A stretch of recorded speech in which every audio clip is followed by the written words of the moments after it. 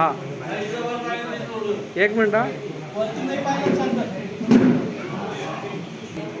एक मिनिट थांबा.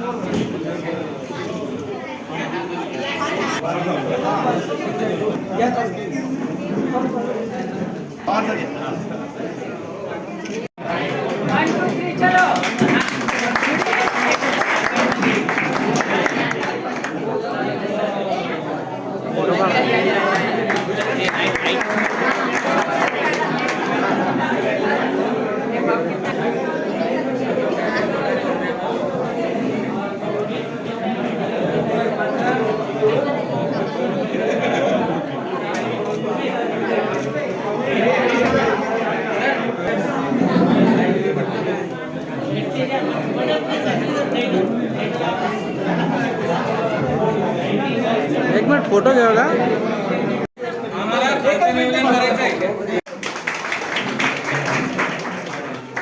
ओके.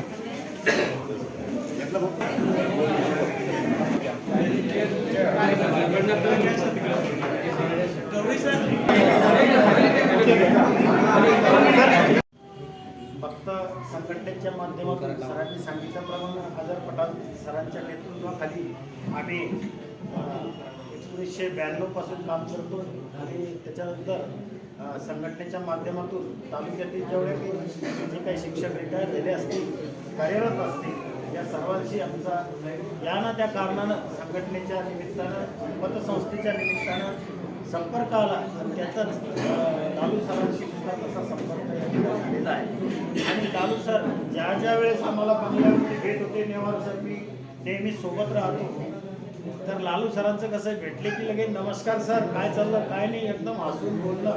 आणि त्यांच्या सरांनी सांगितल्याप्रमाणे त्यांचं जे चेहराच असा आहे की समोरच्याला अगदी आपलंसं करून घेणारं हे व्यक्तिमत्व खरोखरच म्हणजे त्यांच्या अगोदरच्या वक्त्यांनी वाजिद सरांनी सांगितलं त्यांची हिस्ट्री त्याप्रमाणे खरं म्हणजे आता सर मी बोलले की त्यांच्या त्या समाजामध्ये शिक्षणाच्या बाबतीमध्ये असं कोणी आग्रही राहत नाही, परंतु यांनी स्वतः शिक्षण घेऊन आपलं सर्व कुटुंब एवढं शिक्षित केलं याबद्दल खरोखरच मी त्यांचं मनापासून अभिनंदन करतो आणि त्यांना सलाम करतो. पण सर्वांनीच त्यांचा एक मुलगा IIT इंजिनियर आहे, दुसरा मुलगा शिक्षक आहे, मुलगीसुद्धा चांगली वेल क्वालिफाईड असून तिचे मिस्टरसुद्धा शिक्षक आहेत. आणि ही सर्व कुटुंब एक अतिशय आनंदी कुटुंब म्हणून आपण सगळ्यांच्या जे त्यांच्याबद्दल भावना व्यक्त केल्या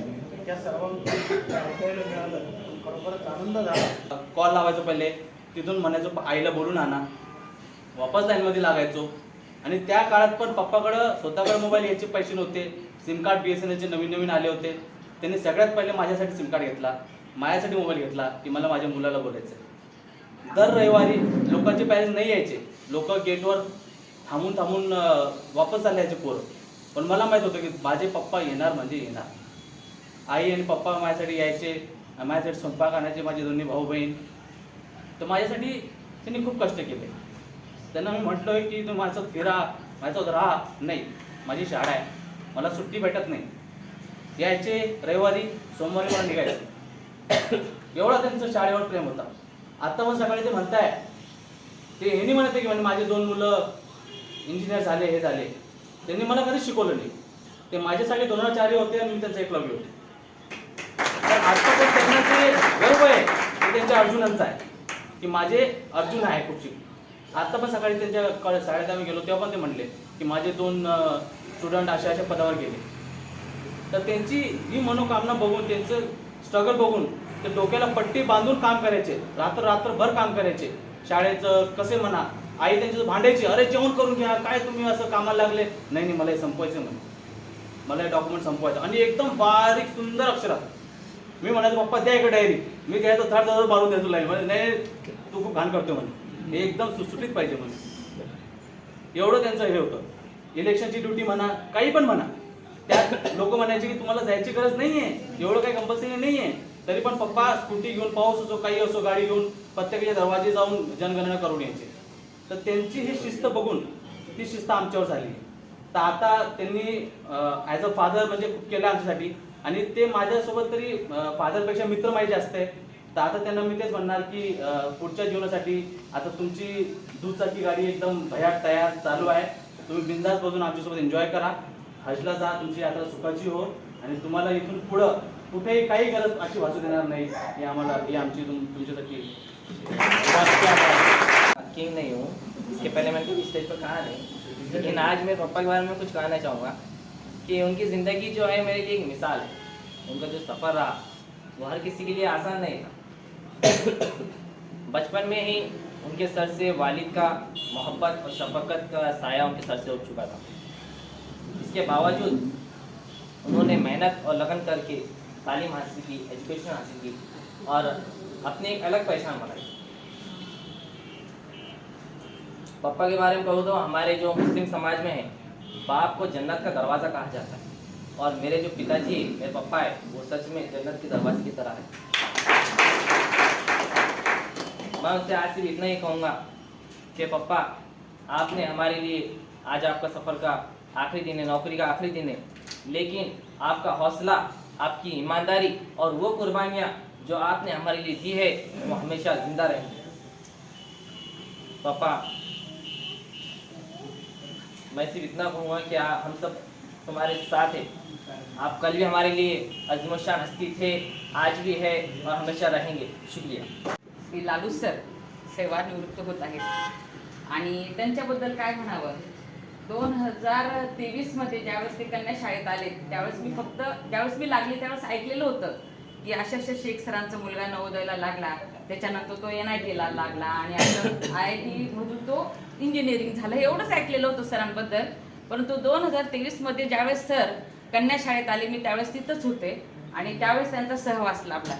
एक भाऊ म्हणून जे कर्तव्य असतं समजा ते सर्व त्यांनी पार पाडलं. त्यांचा आवाज इतका सुंदर आहे, आजही त्यांच्या चेहऱ्यावरचं स्मित बघा तुम्ही, आणि याचं श्रेय भावीलाच आहे. कारण प्रत्येक यशस्वी पुरुषाच्या मागे एक स्त्रीचा हात असतो आणि याचं ते मानो ना मानो, परंतु मी तरी म्हणणार की याचं सर्व श्रेय भाभीलाच जाणार आहे. कारण पुरुष मंडळी घरातून बाहेर पडतो आणि तो आपल्या नोकरीच्या याच्यात व्यापामध्ये गुंतून जातो, परंतु घरातल्या मुलांचं शिक्षण, त्यांची तयारी, त्यांना शाळेत पाठवायची जबाबदारी, हे सगळं काम भाभीचं आहे. आणि हे त्यांनी अतिशय छान पद्धतीने पार पाडलं आणि आजही त्यांची दोघही मुलं, दोघही सुना, मुलगी जावई अतिशय छान परिवारामध्ये म्हणजे आहे. आणि हे सुख समाधानी प्रत्येकाला नाही मिळत. हे त्यांनी ज्यांना दिलं ते आपल्याकडे वापस येतं असं म्हणतात. आज त्यांनी लाखो मुलं घडवली आणि तेच त्यांच्याकडे वापस आलं. आणि मी सरांना नेहमी म्हणायची, सर आता तुम्ही खूप झालं तुम्ही लोकांच्या मुलांसाठी पण केलं, आता स्वतःसाठी जगायला शिका. आणि खरंच बघा आज इतकी छान बातमी आली. आणि मी सर तुम्हाला नेहमी म्हणायची, सर हज यात्रेला कधी जाणार तुम्ही. आणि आता सर निवृत्त झाले की सर्व पैसा तुम्ही तुमच्या स्वतःच्या याच्यावर खर्च करा, कारण आतापर्यंत सरांनी कोणतीच ट्रिप केलेली नाहीये. आणि त्याच्यामुळे मी सरांना नेहमी म्हणायची, सर आता मुलं झालेले सेटल, सुना व्यवस्थित आहे, आता हे आयुष्य तुम्ही तुमच्यासाठी जगा. आणि खरंच आज देवाची कृपा म्हणा, अल्लाची कृपा म्हणा, त्यांना ते बक्षीस म्हणा किंवा देणगी म्हणा, ते आज त्यांचा नंबर लागला. आणि अशा ह्या दिलखुलास व्यक्तिमत्व तेच म्हणणार मी, कारण त्यांचा आवाजही खूप सुंदर, त्यांचं सर्व काही जे काही गोष्ट. आता मी मागच्या वर्षी नवे भोकरदनला गेली आणि त्यांच्या काळातले रेकॉर्ड सर आजही मी सांगते. जर सरांनी फोन करून विचारलं, सर कीर्त कुठे आहे याची, सर इथे आहे, आणि नेमकी तिथंच निघते. इतके याच्यावर हे बरोबर तेच निघतं. म्हणजे इतकं काम व्यवस्थित आहे की त्यांच्या कामामुळे मलाही ती सवय लागली, कारण मला एवढी सवय नव्हतीच अगोदर आमचे हे बंधू बघायचे सर्व काम कन्या शाळेचं, त्याच्यामुळे मला ती सवय नव्हती. परंतु तिथं गेल्यानंतर सरांचं खरंच वेळोवेळी मला मार्गदर्शन मिळालं. कीर्त लिहायची असो किंवा काहीही शालेय पोषणचा टपाल असो, किंवा आजही मला काहीही काम पडलं, सर असं आहे आणि मी हे करू का, सर मला अगदी लहान बहिणीसारखं पूर्ण मार्गदर्शन करतात. आणि मॅडम असं नाही, असंच करा, असं नाही, हेच करा. आणि मी खरंच अशा ह्या बहुमयी व्यक्तिमत्वाला देवाकडे हेच प्रार्थना करते की त्यांचा सहवास आम्हाला खूप म्हणजे असाच लाभू दे, त्यांचं जे सहकार्य ते असंच लाभू दे आणि त्यांच्या मनातल्या ज्या काही इच्छा आहे, जे जे हवे ते सर्व काही मिळू दे, जे काही त्यांच्या इच्छा राहिल्या ते सर्व पूर्ण होऊ दे आणि दोघांची जी साथ आहे ही जोडी जन्मोजन्मी अशीच राहू दे आणि त्यांच्या ह्या जोडीमुळे असा हा सुंदर परिवार असाच घडू दे. एवढे म्हणून मी माझे 2 शब्द संपवते. आज जो त्यांचा सेवापूर्तीचा गौरव सोहळा आहे त्यांच्याबद्दल सांगायचं म्हटलं तर माझी आणि त्यांची पहिल्यापासून काही एवढी ओळख नव्हती, परंतु ज्यावेळेस 2018मध्ये आम्ही दोघं एकत्र आलो त्यावेळेस आमच्या शाळेची अवस्था अशी होती की आम्हाला दोघांनाच मिळाली की ज्या ठिकाणी आम्ही दोघं एकत्र आलो आता कसं करायचं, मुलंही दिसत नव्हते आणि हाजऱ्याही दिसत नव्हत्या. हाजऱ्याही भरल्या आम्ही दोघांनी मिळून, सगळे मुलं एकत्र केले. 3 महिने लागले आम्हाला दोघांना शाळा नीट करायला आणि आमची जेव्हा बदली झाली तिथं त्यावेळेस सगळे म्हणायचे काय शाळा घेतली तुम्ही, ती त्याला ताळं लागलेले, त्याला तुम्ही का कुलूप लावायला आले का. ज्या ठिकाणी 2 व्यक्ती चांगल्या जर तिथं आल्या तर ती शाळेचं नंदनवन कधीतरी करणारच. त्याच्यानंतर दुसरे सहकारी पण आले, चमकुरे सर, परंतु लालू सरांचं आणि माझं बहीण भावाचं जे नातं होतं, मी त्यांच्यापेक्षा 2-3 वर्षांनी जरी मोठे असले ते माझी प्रत्येक गोष्ट ते त्यांना काय म्हणायचं, तुम्ही काहीही पाहायचं नाही, फक्त तुमचं काम हेडमास्टरकीचं आणि बाकीचं सगळं मी शिकवणार म्हणून मुलांना. बाकी तुम्ही कोणतीच काळजी करायची नाही. तुमचं घरचं काम असो, तुमचे काही समस्या असो घरच्या, त्या तुम्ही सोडवायच्या आणि आपण एकत्र कसं राहायचं. 2-3 वर्ष त्यांनी जेव्हा बदली झाली, त्यांनी जेव्हा बदली करून घेतली तेव्हा माझ्या डोक्याला हे झालं की यांनी एवढं चांगलं असून इथं असून सगळं का बरं तिथं गेले ते कन्या शाळेमध्ये असं वाटायचं मला. पण त्याच्यानंतर पण चमकुरे सर पण आले, तेही छान. म्हणजे काय असतं एका शाळेमध्ये 2 व्यक्ती चांगल्या विचाराचे जर आले ना तर त्या शाळेचं नंदनवन झालं शहरात. एवढंच मला सांगायचं. आणि इथून पुढं लालू सरांचं आयुष्य त्यांच्या पत्नीसोबत, त्यांच्या सगळ्या कुटुंबासोबत चांगल्या प्रकारे आणि आनंदात जावं हीच मी ईश्वरचरणी प्रार्थना करते आणि त्यांना शुभेच्छा देते पुढच्या याच्यासाठी. आमचे लहाशे सरचे जावई पांडे साहेब, नेवार सर, आदरणीय केंद्र प्रमुख साहब मुख्याध्यापक गौड़ी सर और सत्कार मूर्ति शेख लालू सर। मेरा पहला अपॉइंटमेंट अनवा है, जहाँ की इनकी पैदाइश भी है, जो इनका वतन भी है। तो आज आप जितने लोग हैं यहाँ पर, जिनके साथ मैंने 1988 से 89 से सर्विस किया हूँ, उसमें सबसे पहला संबंध मेरा लालू सर के साथ था। एक बात यहाँ कहना चाहूँगा कि लालू सर को हमेशा मजाक में भी कहता हूँ मैं कि लालू सर पहले लीडर थे, एक नेता। गांव के जो नेता होते हैं ना, फर्स्ट क्लास एक नेहरू शर्ट पैजामा, उस पर एक भगवा रुमाल शाल के जैसा, पूरे गांव के चक्कर लगाने के। और जैसे हम बस में से उतर के सिल्लोड से अप डाउन था, आने के बाद में स्कूल जाना, तो आए एक दिन स्कूल में, सर टाइम क्या हो रहा, बोले 2 दिन से लेट हो रहे, बोले आप। मैं यहाँ का लीडर है, बोले शिवसेना का नेता है, बोले ठीक है। फिर बाद में उनके माताजी शायद अभी पूछे पहचान रहे कि नहीं पहचान रहे, वो हवेली के पास हमेशा बैठे रहते थे, आने जाने के वक्त में चाय वगैरह पिलाते थे कभी कभी। लालू सर को मैंने पूछा कि जैसा आप ये नेतागिरी कर रहे हैं, इसका आउटपुट क्या है, आगे करना क्या चाहते, कहाँ तक पढ़े, परसेंटेज क्या है, तो परसेंटेज माशाल्लाह बहुत अच्छा था।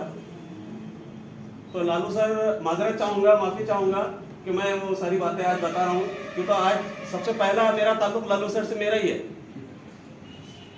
तो कैसा करना, बोले सर। अब मैं बोला देखिए, ये जो एक पीरियड है 88, 89, 90 का, तो पोस्टिंग ज़्यादा थी महाराष्ट्र गवर्नमेंट के पास, और मैट्रिक के बाद डीएड था, इजीली सर्विस मिल सकती थी। लालू सर को मैंने बोला डीएड कर सकते क्या, तो बोले बिल्कुल कर सकते। बोला कर लो, 2 साल का डीएड है, 2 साल के बाद आप सर्विस पे लगना और अनवे की स्कूल पे आ जाना। वो गए यहाँ से मंठा, उनके बड़े बहनों के पास, और धोंडीराम राठौर साहब का जो कॉलेज है दहीपड़ खंडारे को, वहाँ उनका एडमिशन हुआ। और इनके साथ में एक और है, जिसको मैं मैट्रिक की गार्डियन के लिए था, लेकिन बाद में वो टीचर बन के आया था, राठौर सर। वो आज यहाँ पे नहीं है। ये दोनों क्लासमेट वहाँ इन्होंने अच्छे से डीएड किए। जैसे डीएड हुआ इनका, उनको सर्विस मिल गई। पहला अपॉइंटमेंट शायद सातोना था क्या अकवन था, यशवंत था कारला। तो जहाँ भी मुलाकात होती है, सर ऐसा ऐसा हो गया, लग गए। अब वो ताल्लुके से अपने ताल्लुके में आना उसको उनको 10-15 साल लगे, जब तक उनके बच्चे वगैरह बड़े हो गए। जैसा उनका ट्रांसफर हुआ, सबसे पहली मुलाकात भोकरदन में मुझसे हुई। बताने लगे कि अब वो जहाँ आप रहते वहाँ घर वर दिला दो। बोले यार मेरे को मेरे ऐसा ऐसा ट्रांसफर हो गया भोकरदन तालुके में। तो जहाँ हम रहते थे वहीं पे सामने लालू सर को घर दिलाए, उनके बच्चे मेरे बच्चे साथ में बड़े हुए, और उम्र 2-2.5 साल ज़्यादा होने की वजह से आज पूरी सर्विस बहुत अच्छे बेहतरीन तरीके से गुजारने के बाद लालू सर यहाँ तक पहुँचे। अल्लाह ताला से दुआ है कि उनकी अहलिया की, उनके फैमिली के ज़िंदगी में कोई मसाइल ना आए, आने वाली उनकी ज़िंदगी सेहतमंद गुजरे। और अभी जो जिक्र हुआ उनके हज के जाने का, तो अल्लाह ताला उनके सफ़र को आसान फरमाए। अक्षरांचा स्पर्श व्हावा, साऱ्या कोवळ्याचे दान देण्या, झोपडीत सूर्य यावा अशा प्रकारचे व्यक्तिमत्व गौरव सोहळ्याच्या निमित्तानं सर्व मान्यवर उपस्थित आहे। सर्वप्रथम मी या ठिकाणी मनोगत व्यक्त करण्यासाठी आमचे मित्र आणि त्यांचे स्टाफ मेंबर सन्माननीय दळवी सर यांना विनंती करतो की त्यांनी सर्वप्रथम यावं आणि त्यांचं या ठिकाणी मनोगत व्यक्त करावं। दळवी सर कन्या भोकरदन केंद्रात त्यांच्या सोबत नव्हते, तर मला तरी वाटतं वाकडी पण सोबत होते सर, बरोबर आहे? या ठिकाणी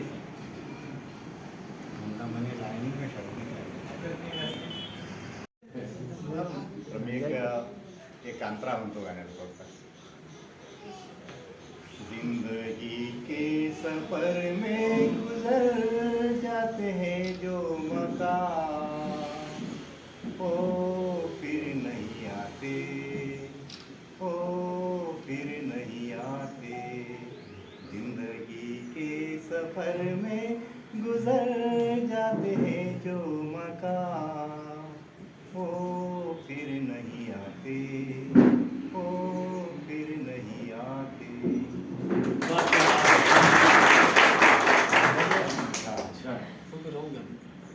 दिसते मी जास्त वेळ घेणार नाही। सन्माननीय व्यासपीठ, इथं जमलेले माझे सर्व माझ्यावर ट्रेन करणारे माझे मित्र, शिक्षक बंधू आणि माझ्या बहिणी। बघा, जीवनामध्ये माणसाच्या अनेक चढ-उतार येत असतात किंवा त्याचा जीवन प्रवास हा वेगवेगळ्या पद्धतीने असतो। मी थोडक्यात माझा जीवन प्रवास सांगतोय तुम्हाला। माझा जन्म सरांनी सांगितलं की अनवा या गावचा मूळ माझा गाव आहे अनवा, तिथं जन्म झाला 1967ला। आणि जन्म झाल्यानंतर मी आई सांगते की तू 2 वर्षाचा होता त्यावेळेस तुझे वडील आले, 2-2.5 वर्षाचा होता। तर आईला 10 अपत्य होती, 4 मुली आणि 6 भाऊ। तर आईने खूप काबाड कष्ट केलं आणि सगळ्या मुलांचा सांभाळ केला। मला शिक्षणाची आवड होती। मी शाळेत नसताना इथे आमच्या गावामध्ये एक विद्युत खांब होता, त्या खांबाखाली बसून मी जमिनीवर रेघोट्या मारायचो। तर मला तो नाद होता। माझ्यासमोर मुलं शाळेत जायचे, मी त्यावेळेस 5 वर्षाचा असेल, 4-5 वर्षाचा। तर आमच्या समोर माझे नाना राहत होते, जे आमचे भाऊ आहे, आमचे उस्मान शेठ हे त्यांचे आजोबा। त्यांनी पाहिलं की हा मुलगा काहीतरी करतोय जमिनीवर, त्यांनी मला घेऊन शाळेत टाकलं 1लीच्या वर्गामध्ये। आणि तिथं शिक्षकांना नाव विचारलं शिक्षकांनी की बाबा नाव सांगा, तर त्यांना नाव माझं माहीत नव्हतं काय होतं। आणि आईला सुद्धा मला माझं नाव 5 वर्षापर्यंत माहीत नव्हतं काय नाव होतं। मी माझा कलर थोडा चांगला होता, लाल दिसायचो मी, तर माझं नाव लाल्या टाकून दिलं। तर शाळेमध्ये ते आमचे आजोबा म्हणे लाल्या लिहितो बरे नाव असतं। तर मग त्यांनी लाल्यानं लिहिता लालू लिहिलं, शेख लालू नाव टाकून दिलं। तर तेच रेकॉर्डला नाव लागून गेलं माझं शेख लालू। आईला सुद्धा माहीत नाही माझं नाव काय होतं। तर 1लीत गेलो मी आणि मला तो शिक्षणाचा नाद होता, खूप आवड होती शिक्षणाची। माझे वर्गमित्र बांडसाहेब बसलेले तिथं। 1ली ते 10वीपर्यंत मी वर्गात पहिला आलो, 1लीपासून ते 10वीपर्यंत माझी साक्षीदार आहे इथं। तर 1ली वर्गापासून मी जे 10वीपर्यंत पहिला आलो, माझ्यासोबत शिक्षकांची मुलं होती, पैशावाल्यांची मुलं होती। मला पुस्तक घ्यायला सुद्धा पुस्तक पैसे नव्हते। मी जे माझ्यापेक्षा जे सिनियर पुढच्या वर्गातले मुलं होते त्यांच्या वयातमधले जे कोरे पान राहत होते ते कोरे पान फाडून वया तयार करत होते। आणि पुस्तकं त्यावेळेस आमच्या काळामध्ये पुढच्या मुलाकडून जे पुढच्या वर्गात गेले त्यांच्याकडून ते पुस्तकं मी विकत घ्यायचो आणि त्याच्यावर अभ्यास करायचो. दुसरं काहीच माझ्याकडे नव्हतं. घरात दिवा नव्हता, पत्राचं घर होतं आईचं, लाईट नव्हती, काहीच नव्हतं. तर मी रात्रीच्या टायमाला बघा 5वीपासून मी अभ्यास करतो आहे. 5वीपासून मी पत्रावर जायचो कंदील लावून आणि कंदिलामध्ये मी अभ्यास करायचो. तर रात्रभर त्या कंदिलातला जे जाळ आहे तो काळा दूर तो माझ्या नाकात बसायचा सकाळी आणि मी तो मग सकाळी हे करायचो. मला अभ्यासाची खूप आवड, म्हणजे इतकी आवड होती की मी स्वतः मनानं शिकलो सगळं काही. गणित आणि इंग्रजी विषय माझा आवडता विषय होता. सरांना पांडव साहेबांनाच माहीत आहे, मी गणितामध्ये आणि इंग्रजीमध्ये कधीच मागं आलो नाही. आम्हाला 10वीला शिक्षक नव्हते गणिताला, सरांना पांडव साहेबांना माहीत आहे. वर्षभर शिक्षक नव्हतं. आम्ही सीओकडे भाटायला गेलो होतो की आम्हाला शिक्षक द्या. वर्षभर शिक्षक नव्हतं. मी सेल्फ स्टडी केली 10वीमध्ये आणि गणितामध्ये 150 पैकी 147 मार्क मिळवले मी गणितामध्ये. तर हुशार खूप होतो. पण झालं काय पुढं सांगतो तुम्हाला. आता 10वी पास झालो 1983ला. घरच्यांना माहीत नाही मी 10वी पास झालो म्हणून, कारण कोणाला शिक्षणाचा काहीच गंध नव्हता. त्यांना काहीच कळत नव्हतं काय होतं. तर गावातले आमचे एक सरपंच होते, उपसरपंच चिरागुद्दीन साहेब, त्यांनी मला औरंगाबादला संभाजीनगरला घेऊन गेले ते आणि मला प्रवेश ITI मध्ये प्रवेश घेऊन दिला. माझा मेकॅनिकल ड्रॉप्समॅन, आरेखक यांत्रिकी ज्याला म्हणतात, इंजिनिअरिंग ट्रेड आहे तो ट्रेड. मला मार्गदर्शन जर कोणीच केलं नाही. मी हुशार होतो, सगळ्या गोष्टी होतो, 10वीत पहिला आलो होतो, गणित इंग्रजी माझं एकदम चांगलं होतं. मार्गदर्शन करायला कोणीच नव्हतं का काय करायचं पुढं म्हणून. ITI मध्ये मला निवडून घातलं. मी आरेखक यांत्रिकीला होतो 2 वर्ष तिथं तो कोर्स केला. त्याच्यामध्ये सुद्धा मी तिथं फर्स्ट आलो. त्यानंतर मग कंपनीमध्ये काही दिवस मी काम केलं तिथं, एमकॉल टूल्स लिमिटेड असेल.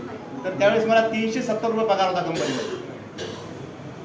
खूप 2 वर्ष कंपनीमध्ये काम केलं आहे, पण ते मला करमत नव्हतं, पगार कमी होता. मग काय करावं म्हणून मी मेकॅनिकल इंजिनिअरिंगला ॲडमिशन घेतलं. मग तिथं ॲडमिशन घेतल्यानंतर 1-2 वर्ष 1.5 वर्ष केलं ते. नंतर आमची घरची परिस्थिती फार बेकार झाली. पुन्हा सगळे भाऊ जे एकत्र होते आईजवळ ते पुरे पांगले, सगळ्यांचे लग्न झाले होते, सगळ्यांच्या पत्न्यांना घेऊन त्यांना बाजूला चालल्या गेले होते. मी एकटाच पडलो. मला औरंगाबादला 10 रुपये सुद्धा द्यायला पण तयार नव्हतं. तर मी औरंगाबादला शहागणीमध्ये केळीचा व्यवसाय करतो कॉलेज करण्यासाठी. केळी विकून मी व्यवसाय केला, म्हणजे कॉलेज केलं. पण शेवटी मी थकलो होतो, हारलो होतो, पैसे येत नव्हते, उपाशी राहत होतो. मी सगळं दप्तर घेऊन घरी आलो अनवाला आल्यानंतर तिथं मित्र वगैरे होते माझे जुने. मग काय करावं काही कळत नव्हतं मला. तर आमचे मामा जे आहेत ते शिवसेनेचे गावामध्ये अध्यक्ष होते, शाखा ब्रँच अध्यक्ष ज्याला म्हणतात. आणि भाऊसाहेब देशमुख आणि माझे मामा, त्यांना माहिती आहे माणसाला, त्यांनी मला ते काम दिलं शिवसेनेचं, हे काम कर म्हणून. तर मी भगवा रुमाल वगैरे टाकून त्या काळामध्ये शिवसेनेची खूप चालती होती, खूप जोर होता. मी शिक्षकांना त्रास द्यायचो शाळेत. ते आमचे एक अन्सारी सर वारले. मी त्यांना जाऊन धावशी मारायचो, काय करायचो, ते मला गुळ शेंगदाणे खाऊ घालायचे. सर बसा गुळ शेंगदाणे घ्या. ते तसं झालं खूप दिवस. मग बोलता बोलता एक दिवस वाजी सर मला भेटले. अरे बोले तू पागल हो गया, बोले तू इतना होशियार लड़का, बोले इतना सब लोग गाँव में पूरा नाम ले रहे कि पहला नंबर का बच्चा है और तू क्या कर रहा, बोले बोला क्या करने का, फिर दूसरा क्या करेंगे, बोले D.Ed कर, ये बोले मेरे को वाजी सर बोले. बोला ठीक आहे, मग D.Ed करतो. मग D.Ed करायला जालन्याला जायला पैसे नव्हते, फॉर्म भरायला. जाऊ कसं मग जालन्यापर्यंत, पांडवसाहेबांना माहिती आहे माझी परिस्थिती. जालन्यापर्यंत जायला पैसे नव्हते मला भाड्याला. मग माझे सासरे होते, माझं लग्न झालं होतं, माझा मुलगा सरताज झाला होता मला. सासऱ्यांनी माझं काय केलं, माझे सासरे होते जाफराबादचे, ते MSCBमध्ये ऑपरेटर होते. त्यांच्याकडे मी ते आले घरी, त्यांच्याकडे मी सगळे डॉक्युमेंट दिले. ते जालन्याला गेले, माझा फॉर्म भरला आणि त्याच्यानंतर लगेच माझा D.Edला नंबर लागला मंठ्याला, धोंडराम राठोड. मग तिथं गेल्यानंतर मी तिथं गेलो मंठ्याला. बरं मंठ्याला जाताना जेव्हा ॲडमिशन होतं माझं, त्या दिवशी नेमकंच मंठ्याच्या नदीला पूर आला होता खूप मोठा. तिकडं जायला आम्ही सगळे इकडं अटकलो, इंजिनिअरिंग ॲडमिशनवाले, म्हणजे इंटरव्ह्यूवाले सगळे मुलं. मग काय करावं म्हणलं, आता आपल्याला त्याच्याशिवाय करता काहीतरी करावंच लागेल म्हणलं. एक ट्रक जात होता नदीतून, त्या ट्रकला मी लटकलो आणि ट्रकला लटकून तिथं त्या कॉलेजला गेलो. तिथं मुलं कमी आले होते, माझा पण नंबर लागून गेला तिथं. आणि पुन्हा म्हणजे शेवटच्या ओव्हरमध्ये पांडवसाहेब मला नेहमी सांगतात की तू शेवटच्या षटकामध्ये षटकार मारला, शेवटच्या ओव्हरमध्ये षटकार मारला. माझं वय 29 वर्ष झालं होतं त्यावेळेस. तर पांडवसाहेब मला नेहमी म्हणतात की तू शेवटच्या ओव्हरमध्ये षटकार मारला भाऊ म्हणे बघ. तर त्या माझं ॲडमिशन झालं. बरं ॲडमिशन झाल्यानंतर मग ते धोंडराम राठोड होते, ते म्हणजे 10,000 लागतील म्हणून तुला. म्हणलं 10,000 रुपये, आपल्या जो 1 रुपया नाही, म्हणून बाबा काय करावं. म्हणलं मी डी एड करत नाही म्हणे 10,000. मी आलो घरी, आमच्या सासऱ्याकडे गेलो. सासऱ्यानं सांगितलं की बाबा 10,000 रुपये माग रे हो, आपल्या पास तो 1 रुपया भी नाही, आपण तो ऐसे. मग सासऱ्यांनी काय केलं की माझा जो साला आहे मोठा, त्याच्या लग्नामध्ये एक त्याला रिंग आली होती, ती रिंग मला दिली. ही वीक मध्ये तिथे पैसे भरून ये म्हणे तिच्या वडिलांनी. मग ते विकून मी ते थोडेफार पैसे भरले, काही खर्चाला घेतले. आणि माझ्या बहिणीचं खूप मोठा योगदान आहे याच्यामध्ये. परतूरला माझी बहीण दिली होती. बहीण म्हणे माझ्याकडे 2 वर्ष राहाय म्हणे, तू इथून अपडाऊन कर म्हणे त्याला. तिनं मला 2 वर्ष डबा वगैरे दिला, तिच्याकडे राहिलो. 2 वर्ष डी एड झालं माझं. 2 वर्षानंतर परमेश्वराच्या कृपेने मला या क्षेत्रामध्ये लगेच नोकरी लागून गेली. आणि खरं म्हणजे मी 1983चा डी एड 10वीचा आणि लागलो 1996ला. म्हणजे जवळजवळ 10-12 वर्ष माझे असे वाया गेले याच्यामध्ये. म्हणून माझी सेवा 29-30 वर्ष होते यात. जास्त सेवा नाही झाली माझी. काय मी सेवेमध्ये मी सेवा केलेली आहे. खरं म्हणजे मी 83लाच जर पास झाला असतो आणि पांडव साहेबांनी जर मला मार्गदर्शन केलं असतं की तू डी एड कर, तर माझी सेवा आज 38 वर्षे झाली असती. 38-39 वर्षे झाली असती. पण त्यांनी मार्गदर्शन केलं नाही, त्यांना कोणी मार्गदर्शन केलं. आम्ही दोघं चालले गेलो ITI ला औरंगाबादला. ते पण ITI ला गेले आणि मी ITI केलं. ठीक आहे, मी खूप कुठाने गेले. मग नंतर गावामध्ये मी येऊन काही दिवस रिकामा हिंडलो. आई म्हणे लग्न कर. म्हणलं लग्न करून करते की आपल्याजवळ काय घरणादार पैसे, म्हणलं आपल्याजवळ कपडे नाही अंगात घालायला, लग्न काय करते म्हणलं. तर आई म्हणे कर म्हणे, रोजा मजुरी करशील, कर म्हणे नंतर लग्न करून. मग लग्न झालं माझं. लग्न झाल्यानंतर ही माझ्या नशिबात आली.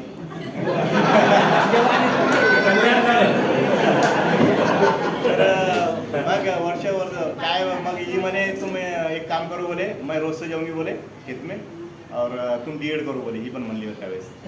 म्हणलं ठीक आहे मग ठीक म्हणलं, जातो म्हणलं. मग हिनं हिंमत दाखवली, पण काही गेली ना रोजानं. मी जाऊ दिलं नाही तिला म्हणजे. आणि तिच्या कृपेने चांगलं होत गेलं. मग नंतर नोकरी लागली, सगळं झालं, मुलं घडवले. मला माझी स्वप्न जे होते की मी इंजिनियर व्हायला पाहिजे होतो किंवा चांगल्या पदावर जायला पाहिजे होतो. मग मी असं ठरवलं की माझा जो मोठा मुलगा आहे तो फार हुशार आहे, सरताय. मग त्याला म्हणलं आपण घडवू. त्याला घडवलं. NIT कॉलेजमधून BTech MTech झाला आहे. गोल्ड मेडलिस्ट आहे पुन्हा गणितामध्ये. आणि छोटा मुलगा माझा हा आजारी होता 10-15 वर्ष, 10-12 वर्ष. तर याला काही जास्त शिकवलं नाही, पण म्हणलं याला डी एड तरी करून घ्यावं, शेवटी काहीतरी मास्टर तरी होईल म्हणलं नंतर.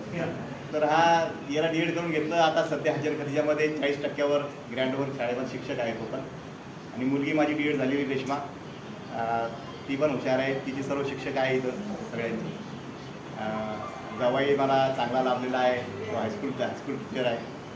आणि व्यवस्थित परमेश्वरानं माझं एकदम व्यवस्थित केलं, सगळंच व्यवस्थित. मला जे पाहिजे होतं ते सगळं दिलं या व्यवसायामध्ये. मला खरं म्हणजे मी आभार मानतो या व्यवसायामध्ये येऊन शिक्षक पदावर मी आलो आणि परमेश्वरानं मला दिलं आहे. मी परमेश्वराचे खूप खूप आभार मानतो. माझ्या आईचे आभार मानतो की आईने मला जन्म दिला आणि खूप कष्टातून आईने सगळं केलं आहे. आणि त्यानंतर आम्ही सगळे भाऊ वगैरे सगळे ते ज्यांचे व्यवसाय करत होते ते व्यवसाय केलं त्यांनी. पण माझं सगळ्यात चांगलं झालं. भाऊ माझ्यापेक्षा चांगले पैसेवाले, पण माझे इतकं सुख त्यांना नाही आहे. मला जेवढं सुख भेटलं तेवढं भावांना पैसे असून सुद्धा सुख नाही. मी आरामशीर घरी येतो जातो, जेवण करतो, स्वयंपाक म्हणजे शाळेत येतो, शाळेतून जातो, सगळ्या गोष्टी. आता निरोप समारंभ म्हणला की काही गोष्टी आनंदाचे असतात, काही दुःखाचे असतात. आनंदाचं मला आहेच, पण दुःख या गोष्टीचं आहे की माझे जे सहकारी, मला जे सहकारी लाभले, भायडीला असतील, सोनवणे सर आहे होते. नंतर मी सुरुवातीला मी वाडी बुद्रुकला आलो, चोरणारे वाडीला. त्याच्यानंतर मग वाकडीला गेलो. वाकडीहून मग भायडी नवी भोकरदान आणि नवी भोकरदानहून CPS कन्या. जेवढे माझे सहकारी होते माझ्यासोबत, सगळ्यांनी मला खूप प्रेम दिलं. त्यांच्या पाठिंब्यामुळे मी सर्व करू शकलो. माझ्या सोबतच्या शिक्षिका होत्या आपल्या इंगळेताई शिंदे मॅडम, नंतर माझ्या शाळेचे सर्व ढाकेबळे मॅडम असतील, आव्हाड मॅडम असतील, गळवी सर असतील, शास्त्री सर, हे सगळे माझे एकदम जिव्हाळ्याचे लोक आहेत तुम्ही सर्वजण. आणि मला जो शिक्षक भेटतो सर, माझे चंडोल सर माझे फार जिव्हाळ्याचे माणसं आहे. म्हणजे त्यांच्यासोबत आम्ही नेहमी चर्चा असते शैक्षणिक, की सर कसं करणं, काय करणं, मुलं काय करतात ते मला विचारतात असं. तर सगळे मला जेवढे तालुक्यातले शिक्षक भेटतात ते मी त्यांना भेटल्यानंतर ते एकदम खुश होतात. म्हणजे सर तुम्ही भेटले की आम्ही खुश होतो. म्हणलं कौन, म्हणजे तुम्ही खुश तर आम्ही खुश. तर या सगळ्या गोष्टी घडल्या जीवनामध्ये. आणि खरोखरच अल्लाचा मी फार आभारी आहे की त्याने मला घडवलं. सगळं त्याच्याशिवाय हे झालं नसतं, परमेश्वरानं सगळं केलं हे. आणि माझा आज रिटायर झाल्या हजलासुद्धा नंबर लागला. एप्रिलमध्ये आम्ही जाणार आहे दोघं. तर एक चांगलं एक दैवकार्य आपल्या हातून आता पुन्हा घडणार आहे. आणि थोडंसं आता लोक विचारतात की रिटायरमेंट नंतर काय करणार तुम्ही, आता काय करणार आहे, काय करू आता रिटायरमेंट नंतर, काहीतरी सामाजिक कार्य करू. हा पण तुम्ही जेवढं मला प्रेम दिलं सर्वांनी आणि जेवढं मला माझ्यावर हे दाखवलं, मी सगळ्यांचा आभारी आहे. आणि असंच प्रेम माझ्यावर असू द्या.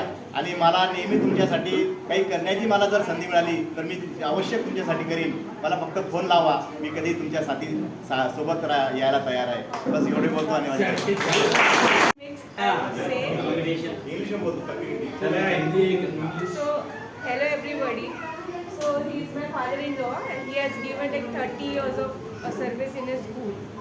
I respect him because I have seen this locality because like the village area is very new to me. The way he respects my mother-in-law, the way he respects his daughter means there is very rare in this area. And because of him, that is imbibed in his son and as well as in his daughter. And because of it, one thing also I have noticed that everyone in the family background, I hope everyone is understanding what I'm trying to say. Yeah. So everyone in the family, like his brother, his sister, whatever the lineage, the hereditary we have, everyone contact him for the education because he is the first person who has been educated in the family.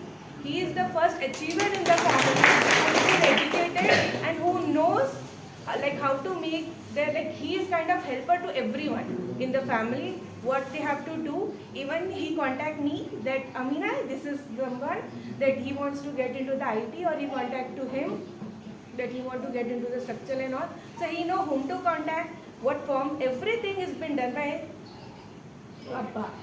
And even I have met his students. Even they are also, they respect him a lot.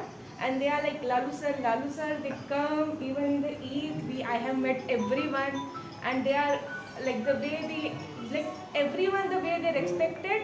Obviously, he had given such efforts in his life. That's why they are giving such appreciation for their achievement to him, because the way he had helped in his career. So I am I am not prepared yet. Suddenly he called me, so I know this much as well. So thank you so much, everyone. मंडळी भारावून गेलो की मुलगा किती शिकलेला, सूनबाई English मध्ये बोलतायत, म्हणजे नॉट अ जोक. खऱ्या अर्थानं तुम्ही म्हटले की माझ्या सासऱ्यांना मी म्हटलं वर हात करून दिले. सासरे सुद्धा म्हणजे तुम्ही भाग्यवान आहे, असे सासरे तुम्हाला भेटले आणि असे मॅडम भेटले, बरोबर आहे. आणि असे सासू सासरे सुनांना भेटले, आई वडील मुलांना भेटले. आमची रेश्मा आहे, रेश्माला सुद्धा म्हणजे बघा मुलांबरोबर जावायचं सुद्धा, ते पण नोकरी लागले पाहिजेत, ते पण सेटल झाले पाहिजेत. सर्व गोष्टी सर परफेक्ट आहेत आणि या ठिकाणी त्यांनी आपलं मनोगत व्यक्त केलेलं आहे. आणि मी आजच्या कार्यक्रमाचे अध्यक्ष आमचे लाडके दाजी पंचायत समिती भोकर